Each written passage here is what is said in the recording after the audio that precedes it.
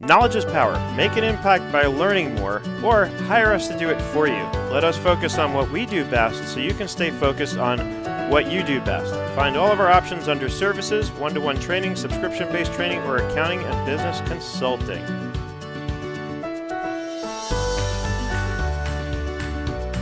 Improve cash flow by improving accounts payable turnover. Now, the last couple of videos I did here on the subject of cash flow management, we talked about accounts receivable turnover, right? And that's how long it takes from the time I post an invoice till the time I get paid. How many days go by typically, on average, from when I post an invoice and send it out until I actually get paid. We looked at inventory turnover. How long does it take from the time I put a product on my shelf until the time I get it sold, right? And then that, if you think about it, if I'm selling on credit, then my inventory turnover kind of flows over to my accounts receivable turnover. These days, we talk a lot about e-commerce businesses where they're selling online, which means there's zero AR turnover because they're getting paid immediately, right? You're getting paid on the site at the time of sale. There is no accounts receivable, right? So this part of the equation gets eliminated in those cases. That's important to understand. Today, I want to talk about accounts payable turnover. This is the thing where some could say we have the most control, right? I get to decide when I send a payment out, but if I don't pay things promptly or when they're due, of course, I run the risk of upsetting my vendors, and in the worst case, of having those vendors not want to sell to me anymore, right?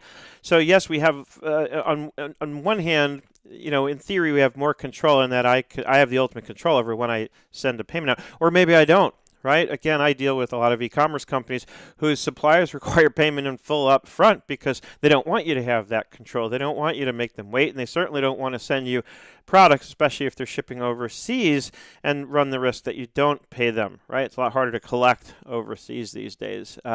So a lot of times and I think as we go more and more into the future, you're likely going to see the accounts receivable and accounts payable turnover periods shrink. They're going to get shorter and shorter. But in the meantime, if I need to increase my cash flow, improve my cash flow, then the simple answer is take longer to pay things. I had a large company that I had started to work with some years ago they were a big company, so they were in control of their payables. I was at the mercy of what their terms were, and right after we had signed our agreement, they came back and said, oh, by the way, we've changed our terms. We're paying vendors on 60-day terms instead of 30. And in the end, I made a decision, and a lot of it, to be honest, thank you, Facebook, and a lot of it, to be honest, was on principle more than anything else, that I felt it was, I'm just going to say it, a shitty way to treat a vendor to do that to them, especially after we had already agreed and had terms of 30 days, just to turn around and say, yeah, sorry, this is our new policy. And then they sent me some very patronizing emails about how their controller was happy to explain it to me as if I didn't understand. So in the end, I turned around and said, you know what? Sorry, this is a deal breaker. I don't want to wait 60 days to get paid. These are the decisions we get to make. But in terms of managing cash flow, I have the ultimate call, right? I decided not to do business with them. They were controlling their own AP turnover. They were lengthening their own cash flow because they were a big enough company that they could state their terms to a vendor like me, and I had a choice: either agree to it or kick the curb. So I kicked the curb. And that's my story, and I'm sticking to it. So we now have the three pieces that we need in order to calculate the financial gap. So next week, I'm going to talk about the financial gap. But first, let's take a little deeper look into cashflowtool.com, and let's see what cashflowtool.com can do for us in terms of accounts payable. So here's our average days to pay vendors, right? It's telling me on average I'm paying them in 19 days. That right there could be a sign of something that I can do to improve cash flow, because most people will be happy as long as I'm paying them within 30. Right? So I could look at this and see, who are we paying? Why are we paying people so quickly? Maybe we should be paying them on terms of 30 days. It's reasonable. It's fair to ask for that. Right? So when I look at this in this sample company, it jumps out to me like 19 days. That seems awful quick, especially when my own customers are taking 66 days to pay me. Look at the disparity in that. What I'd want to do as a strategy here is increase this to 30 and decrease this to 30. right?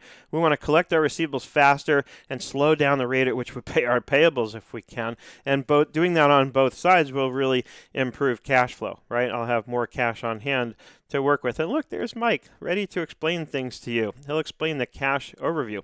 So this is, what we want to take a look at. And you've just seen, pretty much in the click of a button now, I can get an update as to what my average days to pay in terms of vendors are. And there may not be that much more to say about accounts payable turnover. I'm just kind of curiously looking here to see if there's anything. And plus, these guys are constantly adding stuff to this.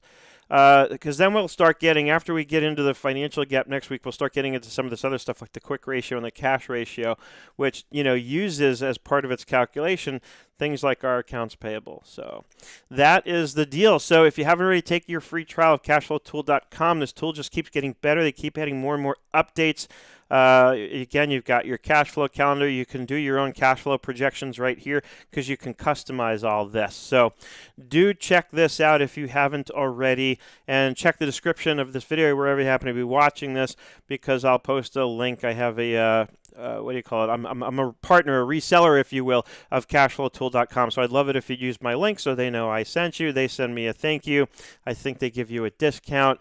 Everybody wins. As always, I hope you learned something here. I hope you had some fun along the way. I hope you're having an absolutely fantastic day, and I look forward to seeing you on the web.